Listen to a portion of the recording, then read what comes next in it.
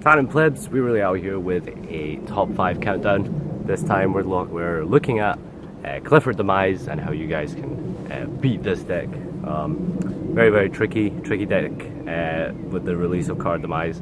This thing got so much unnecessary speed, and with the power of floodgates being able to be abused in a deck that suffers no downside whatsoever in consequences to such floodgates, yeah, this deck became a big, very scary thing. So, as always with all these countdowns, make sure this is all very determinant on whether or not you're going first or second, whether you're what deck you're playing. So these are all various variables you need to keep in mind when you're looking at this list. So I rearrange them as you see fit, and also, you know, if your deck can even play them or anything at all.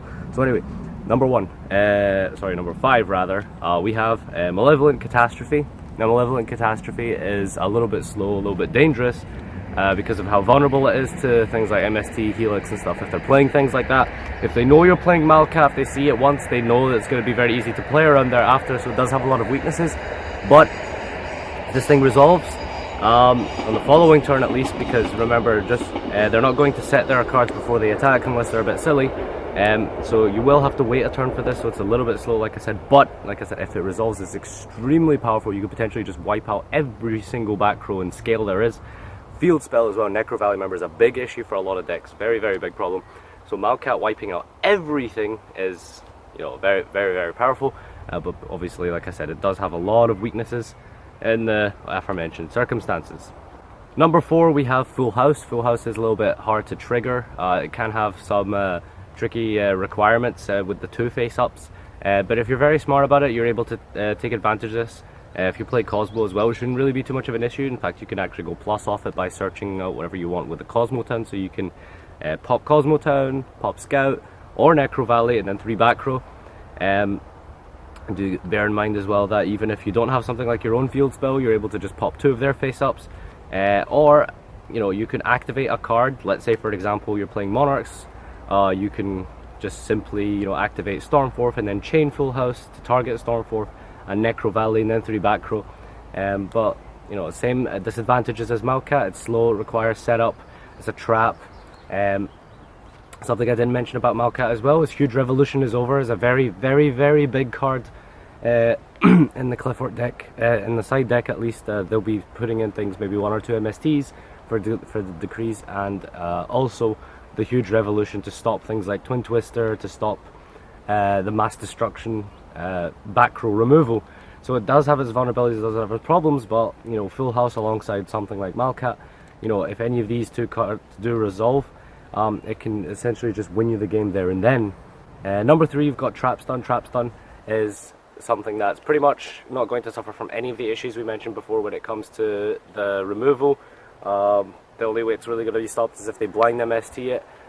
It won't be stopped by Huge Revolution. A lot of decks can outright just, you know, kill Qliphorts if they resolve Trap Stun, meaning that they're going to stun the Rivalry, the Skill Drain, the Emptiness, the Lose a Turn, whatever it may be. It's going to be switched off for a whole turn, and then you're going to be able to go off and just potentially just kill them there and then. But it's also, you know, you need to bear in mind is that, you know, Trap Stun is very slow, but also the fact that it doesn't shut off Necro Valley. Necro Valley in itself can win games for Qliphort, even without any sort of like traps. Some decks can just struggle so much under Necro Valley, like for example Monarchs. You won't be able to be summoning your primes. Cosmo won't be able to trigger any of their ships.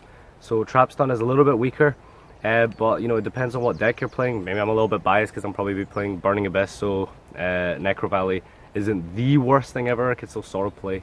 But remember, like, this list is very dependent on your own deck and whether or not you're going first or second. But Trap Stun doesn't have any of the downsides of Malcat and Full House losing to the Huge Revolution, but not being able to deal with Necro Valley can be huge. So, you know, bear that in mind if you are going to be worried about Necro Valley as well. Number 2, we have Royal Decree. Royal Decree is a very simple card. Just leave it face up on the field, stuns everything for the whole turn, can't be Huge Revolutioned. It's a very strong card. A lot of decks will be able to kill Qliphorts within 2 turns at least after resolving it. But again, with like the previous example, it doesn't shut down Necro Valley. This one is particularly weak to things like Qliphort Helix and Inherent what would you call it, an inherent way of dealing with floodgates that Qliphorts have. You know, Helix can just pop the decree after pendulum summoning it. Also bear in mind that it doesn't lose to Card of Demise, which is really good. But you know, it's all about balance. It's all, you know, there's no perfect card really. There's going to be something that will lose to something at some point. You know, huge revolution. I keep mentioning this. It's a very, very big deal, and it's something that Royal Decree gets around. So you know, that's always that option to take into consideration. But I've put Royal Decree as number 2, and that's my choice for the second spot. And finally, for number 1, we have Twin Twister. Twin Twister is a very, very simple bread and butter card. It doesn't, you know, mass destroy like 5 cards. It doesn't require your opponent's interaction to blow up potentially like 9 cards with Malcat, for example. Twin Twister is a very, very, very simple card. It simply says destroy 2 cards on the field. It doesn't mess around. It doesn't have a difficult to reach conditions. It won't be vulnerable to Helix. It just deals with the problem there and then, and it's so basic and it's so simple. It does everything you need. Now, of course, the one example that I did mention earlier, in the case of Huge Revolution, that is something that sorry, insects everywhere. That is something that Twin Twister is going to be able to be vulnerable to, is the Huge Revolution. But also bear in mind, for example, you do have the hindsight of it just being, you know, very simple and versatile and very easy to just put down. It deals with the floodgates, the set cards, the field spell. It doesn't require a difficult setup, so it's very, very easy to put in. A lot of people will probably just maining this, and yeah, for that reason, I think because of just how its simplicity, I think Twin Twister, despite the Huge Revolution setback, I think it's still easily the best card against Qliphort Demise. I still think it's very simple. Sorry. I still think it's very easy to use, very simple. It does what it needs to do. Like I said, it's the very definition of a bread and butter card. It gets the job done for you. So that's why I think, due to its simplicity, it's easily number 1 for me. So honorable mentions include things like Denko Sekka. Denko, of course, if your deck is able to warrant a normal summon, you can easily just like summon it, put everything you need into attack, and deal with all the problems with Denko. Obviously, many decks can't utilize this. Cosmo, Monarch are unable to use Denko, so bear that in mind as well. Other honorable mention includes Fairy Wind. This was used a lot in Necros format, I believe, just being able to destroy all the floodgates. But remember, floodgates aren't the only issues you're going to be dealing with in this deck. It's going to be the Ripplings, potentially strikes and stuff like that. So floodgates are the only things that are going to be stopped in this, but remember, you'll be have to dealing with other stuff as well at the same time, and it does lose to Huge Revolution. And finally, a bit of a gimmick, the best audible shoutout, and shoutouts to Duncan for this one. This is Silent Insect. Now, Silent Insect, a lot of you probably don't even know what the hell this is. Silent Insect is a insect monster that's like level 2 or 3. It's very tiny, very weak, whatever.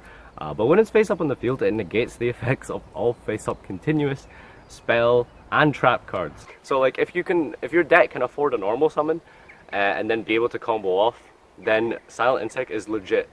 Like, I didn't put it in the top 5 because of the normal summon. I didn't think it was worth including, because a lot of the current meta decks rely on a normal summon.